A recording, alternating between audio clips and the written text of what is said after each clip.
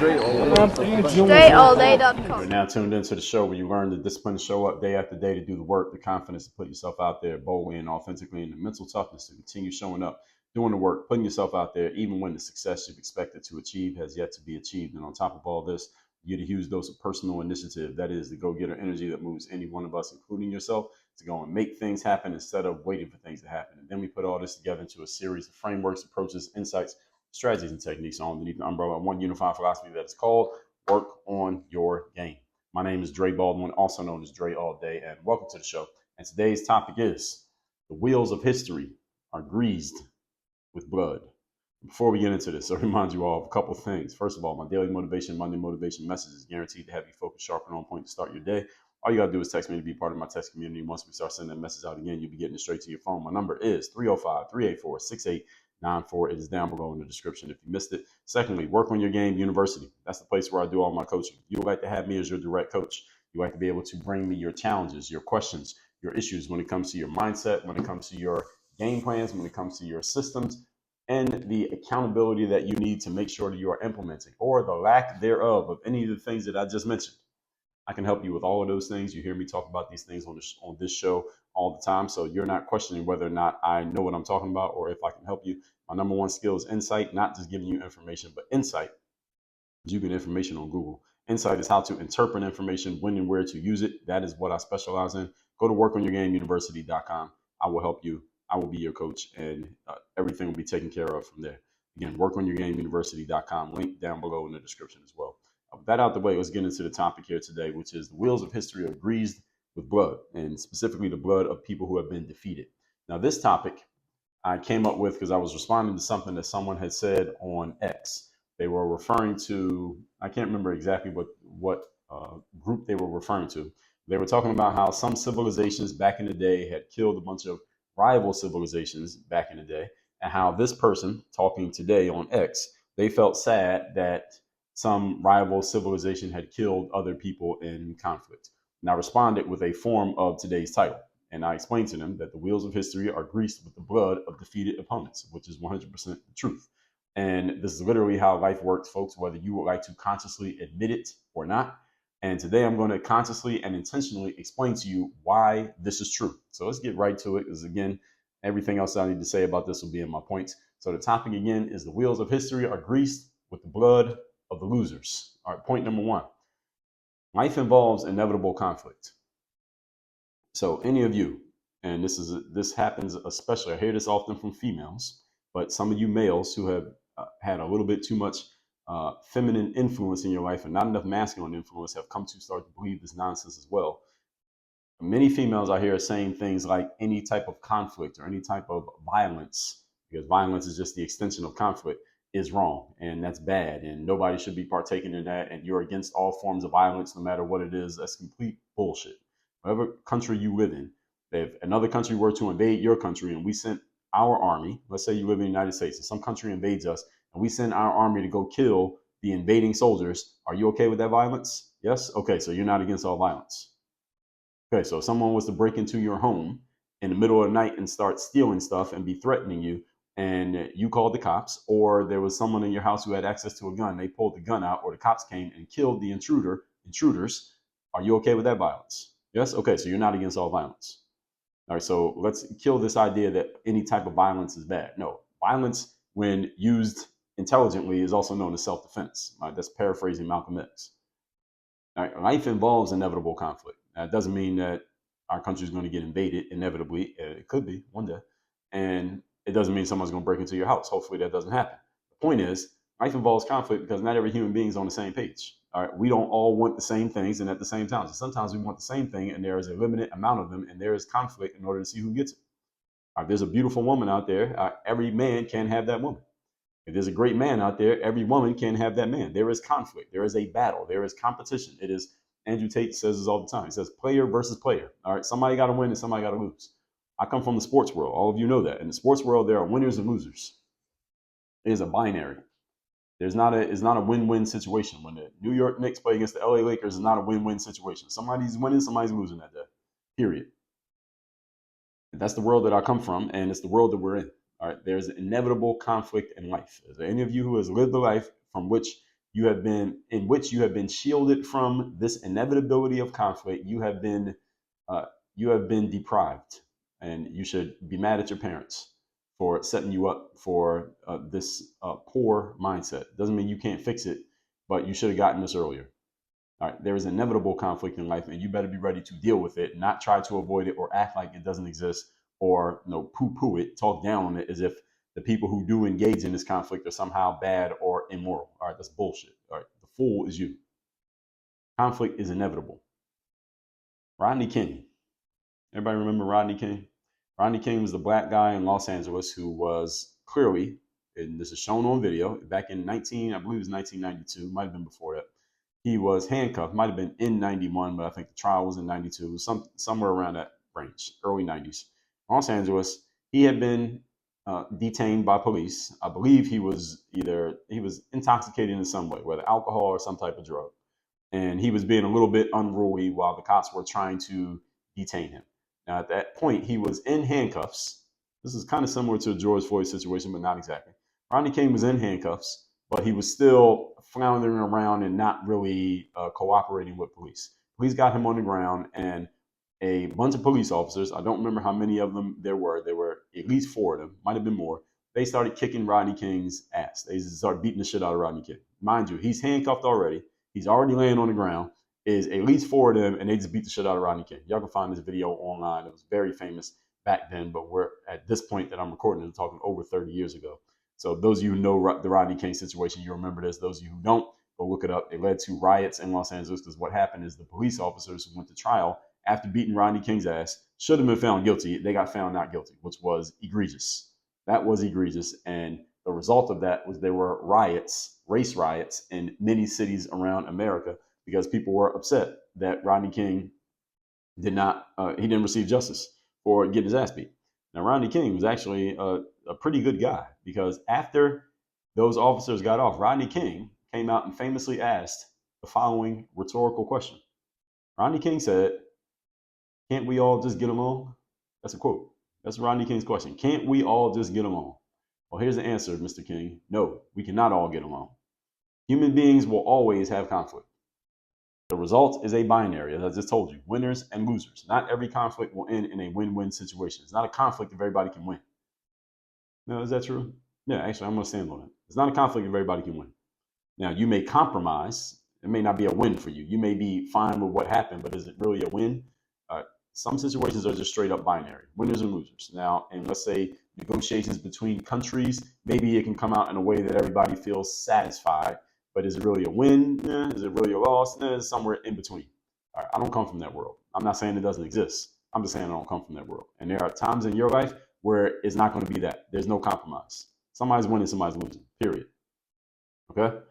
And I'm bringing all that up to say the winners write the history books. So when you all read history books, understand that those books are written by the people who lived to write them. Doesn't mean it's telling you the truth. Just because something's in a history book doesn't mean it's the truth. Why? Because it's the version of the story being told by the people who survived to tell it. See, people who died don't get to write history books. They can't tell you their story. They might have been the more moral ones. They might have been the most upstanding and most civil, and the people who were most, what's the word we can use? Most pious and just the best people might have been the ones who got killed. But they don't get to tell you that part of the story. You only get to hear the story from the people who won. So be careful when you read history thinking that that's the story just because it's in a book. Not necessarily. The dead bodies and the graves of the losers get built on top of. Right, so wherever you are right now, anywhere in the world, underneath your feet, somewhere deep down below the surface of the building that you're in, are the graves and the dead bodies of people who didn't win. All right, you're living on top of them, and there's nowhere you can go where you can avoid it because they're all over the place. All right, I'm recording this in the year 2024. All right, so we have centuries of human beings who lived and died, and the losers got buried on top of. All right, period. So you can't avoid it. Now, this may sound callous, it may sound crude to some of you. Again, to some of you ladies and to some of you men who have been properly feminized, this sounds crude to you. Good, it should sound like that because it is callous and crude. It's the truth. Life is callous and crude. This is how life works, whether you choose to ignore it or you choose to explore it. This is one of the reasons why I'm appreciative of my background in sports, because sports is a finite game where there is a winner and there is a loser. For the most part, there are no ties in sports. There are a couple ways you can tie in sports. I think hockey has ties. I think football did away with the ties, the NFL, right? After they changed the overtime rules, I don't think you can have a tie in football anymore. I don't think. Somebody can fact check me on that. Not a big deal. Basketball, there are no ties. You just keep playing until somebody's winning. Boxing, you can have a tie. You can have a draw. If two boxers fight to a draw, what happens? They immediately start talking about the next fight. All right, let's fight again. All right, until somebody wins. Right? That's the whole point. So in the sports world, it's usually a binary: winner, loser. And that's why a lot of the things that I talk about here, and the basis of what work on your game is about, is taking what works in the sports world and apply it to everyday life and applying it to business. Sports is a great training ground for every other aspect of life because it prepares you for the inevitable competition that comes with going after things that are in finite supply. And therefore, not everybody can have them. Things that are in finite supply. Again, there's a pretty girl or guy out there, they're in finite supply. All right, there are not a million of them out there. At least not the ones that you want. There's not a million jobs out there. Not everybody's going to get the promotion. Somebody's going to win, somebody's going to lose. There's one trophy. You play sports, there's one trophy at the end of the season. One team is happy, every other team got to go back to the drawing board. Not everybody can have everything. So the question is, are you going to compete or are you not? That's actually the question. It's not the question of if anything I'm saying here is accurate or true. It's all accurate and it's all true. Look at your own life. You can verify this. The question is, are you going to show up to compete? And will you show up ready to win? Because you're going to have to beat somebody in order to get what you have. Any of you who has a job right now that is a position that other people were going after that position, okay, you had to beat them to get the job, right? Okay. Any of you ever been promoted at a job? Were you the only one trying to get promoted? Okay. So you had to beat them. Any of you play a sport at an ascending level? Any of you listening to this has played a sport at the collegiate or professional level, or you work at the collegiate or professional level of a sport, you had to beat out a bunch of other people who wanted that job. You know how many people want to work or play in collegiate or professional sports? A lot. You know how many people get to? Very few.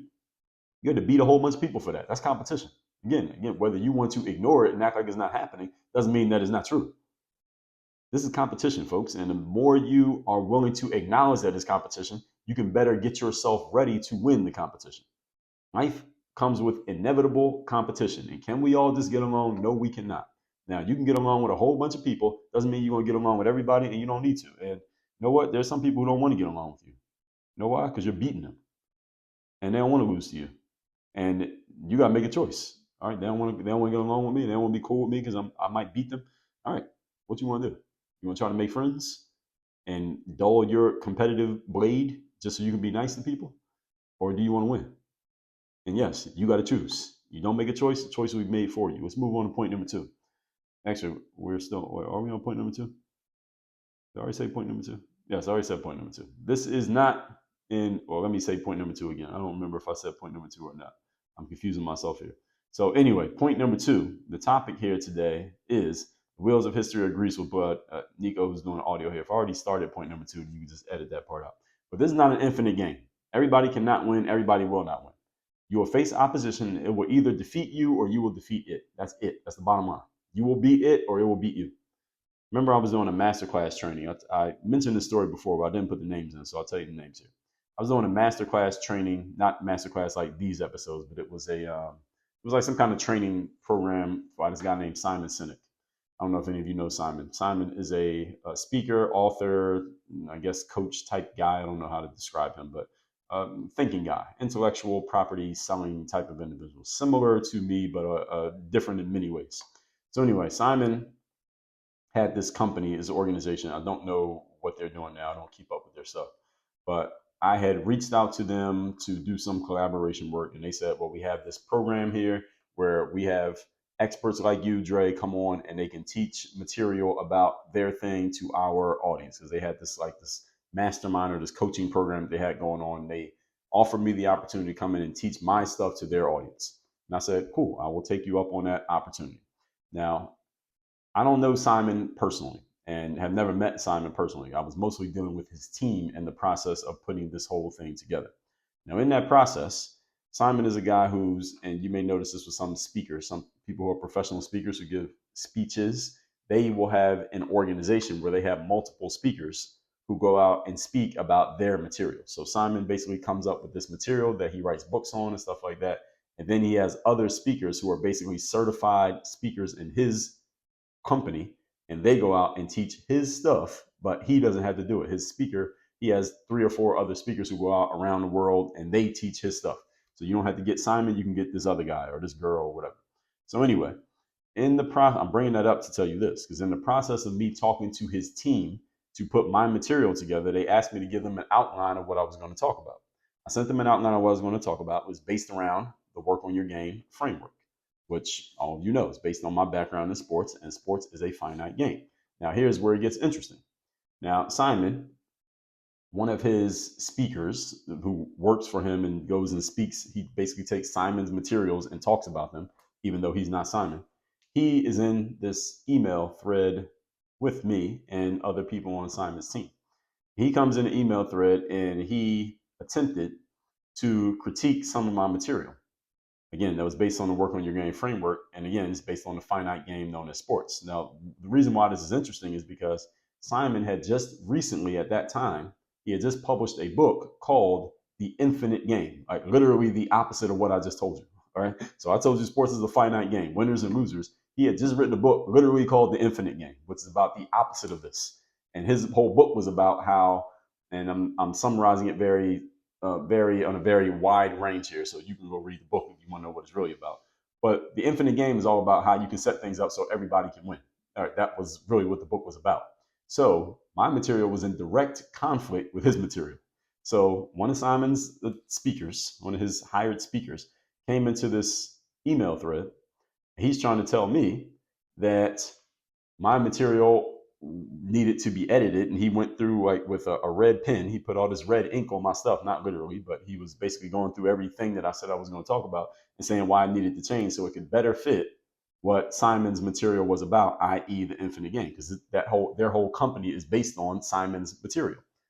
Now, I don't work for Simon's company, of course, but this is what he's trying to tell me. Okay, so this guy who's an underling of Simon trying to tell me to change all my material in my presentation so it could fit more about what the infinite game was about.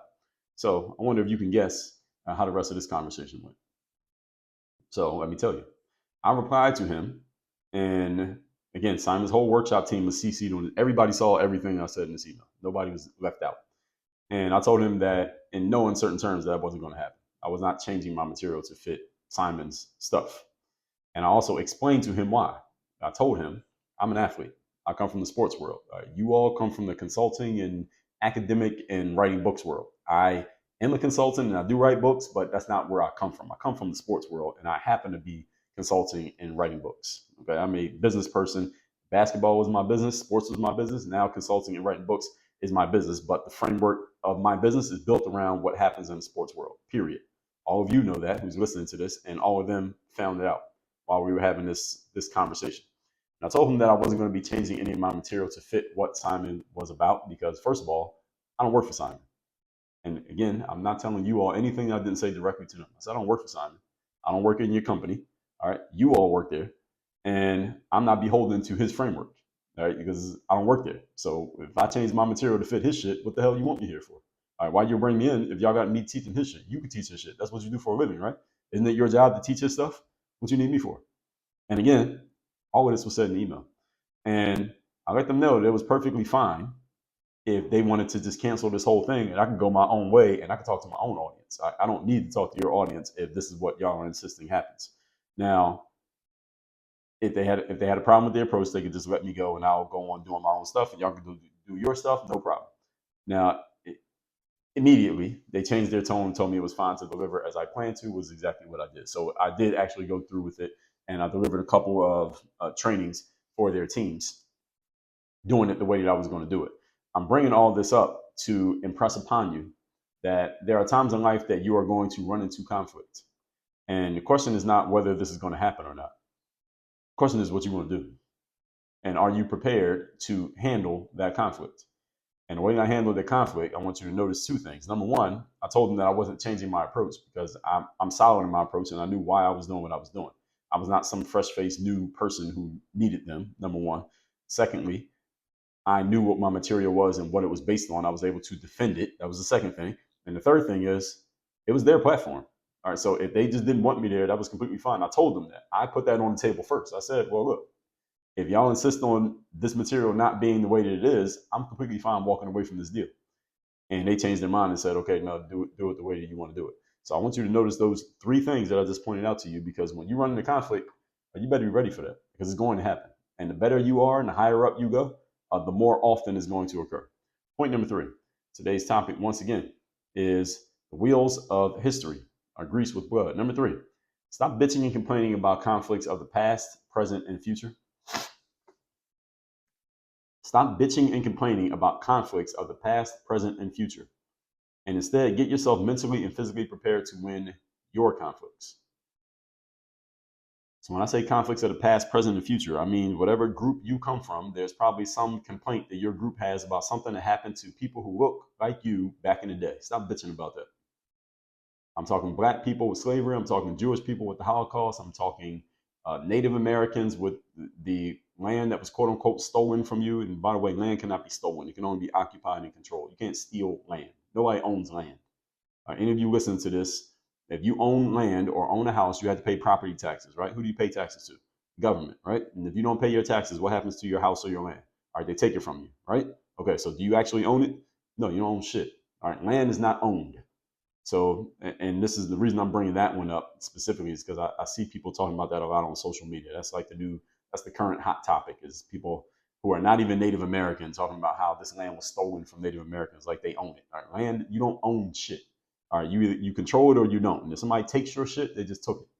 All right, Native Americans took land from each other for hundreds of years. Then settlers came over here and took it from them. So all that happened is they just got beat. All right, they were beating everybody else. That's how they would survive. And then when someone beat them, all of a sudden it's a tragedy. No, bullshit. So stop bitching about conflicts of the past. Stop bitching about conflicts in the present. And don't bitch about anything that's going to happen in the future, because there will be conflicts in the future. Again, you're either going to win or you're going to lose. You need to set yourself up to win. That's my point. Get yourself ready for the conflicts that are coming. Not being ready for them doesn't mean that they won't come. It just means you're preparing to get beat, because your opponent is preparing. So you better be ready. Any of you knows this, any of you who comes from the sports world, you know this is a common idea that we think to ourselves, and even say to players that we play with or coach or train, that every minute that you're not preparing yourself to win, your opponent is preparing themselves to win. And when you two meet, they're going to kick your ass because they're preparing more than you are. So are you getting ready to win your conflicts, or are you getting ready to lose? You're doing one or the other, folks. Remember, in life, you are building or destroying, growing or dying, getting better or getting worse. There is no neutral. You can't be in the middle. In a perfect world, every situation can be a win-win, and everybody can feel happy at the end of the day. The world we live in ain't perfect, and it ain't going to be perfect. Why? Because we got a bunch of imperfect individuals running it. That's me and you, humans. Can't have a perfect world with a bunch of imperfect people in it. Humans are imperfect, so there's no way that we can have a perfect world unless we get rid of us. If we let AI just wipe out all the humans, then maybe we can have a perfect world, because computers can be perfect. Humans cannot. So since this world is imperfect, there will be conflict. You will either win or you will lose many of the conflicts that you end up in. All right, they are not all going to be win-win. They are not all infinite games like Simon Sinek's books. No, they're finite games like my books. You're going to win, you're going to lose, period. If you spend the rest of your life ducking and dodging conflict, trying to avoid any situation that can end up in a winner-loser binary, for the most part, you will be the loser. You try to avoid conflict, you'll lose, because eventually you're going to just run into people who know how to beat you, and it's going to keep beating you. And then when people find the blueprint for beating you, they're just going to keep using it until you do something about it. It's like a basketball player who can't dribble to his left. All right, the scouting report's going to get out that you can't dribble to your left. Now, nobody's going to let you dribble to your right, because they know you can't go left. They're just going to shut you down until you can't play anymore, to the point you can't even be on the court, because it took all your strengths away from you. And you are basically going to continue to whittle yourself down and avoid situations, so that you're also avoiding opportunities and whittling away at your best strengths, which make you a loser by default. Because you're avoiding any situation in which, if you're avoiding a situation that involves conflict, that means you're avoiding any opportunity to win. If you don't have an opportunity to win, then you have no choice but to lose. Remember, I told y'all, this is a finite game. This is not an infinite game. This is a finite game. This is the real talk of what happens in life that you don't hear in many places. You're not going to hear this in a college lecture hall. All right, none of your professors are qualified to teach this. And they might not even be allowed to teach it, even if they wanted to. You're not going to hear this in some corporate boardroom for the most part. There are a few that maybe you will, but you will hear it here. Let's recap today's class, which is the wheels of history are greased with blood. Again, this came from a conversation I was having on X with some random person. Again, only place I have conversations with random people. Point number one, life involves inevitable conflict. Not everyone's on the same page. Not everyone wants the same things, and not everybody's going to get along. Rodney King, after getting his ass beat by those cops, said, can't we all just get along? The answer is no, we cannot all get along. We will never all get along. There is competition for scarce resources, or what people believe to be scarce resources. And if you are not ready to compete, you will get beat. Number two, this is not an infinite game. Not everybody can win, and not everybody will win. You will face opposition, and you will either defeat it or you will be defeated, one or the other. And I told you the story of how I faced some opposition. I faced some conflict in somebody else's space, and I told them, I'm standing on what I'm standing on. You either want me here or you don't, but this is not changing. And it would have been completely okay. They said, well, get the hell out of here. I would have been fine with that too. Then I just would have bashed them on my show instead of telling you that story. Point number three, stop bitching and complaining about conflicts that are past, present, and future. Instead, get yourself mentally and physically ready to win your conflicts. So you are not losing all your life and always finding yourself on the wrong end of a competition. Not getting ready for competition does not mean that you will not need to compete. Not getting ready for conflict doesn't mean there won't be conflict. It just means you're getting ready to get beat by the person who is getting ready. So make a decision what you want to do. If you avoid conflict, that means you're avoiding situations in which you could win, which means it is impossible for you to win, which means you by default lose. You lose by default without doing anything. The only way you can win is by doing it consciously and intentionally. That's how it works. All that said, text me so you're in my community. My number is down below in the description. Also, workonyourgameuniversity.com. You like to have me as your direct coach. That's the place where it happens. If you're a high-level performer, you are ready to compete. You want to get into the finite games where somebody has to win and someone has to lose, and you're willing to make that risk and take that risk in order to win and get to your highest level, and you want to be ready for it through your mind, through your game plans, through your processes, and making sure you're accountable to implement so you can perform, do it consistently, and produce results. Go to workonyourgameuniversity.com. Work on your game. Dre, all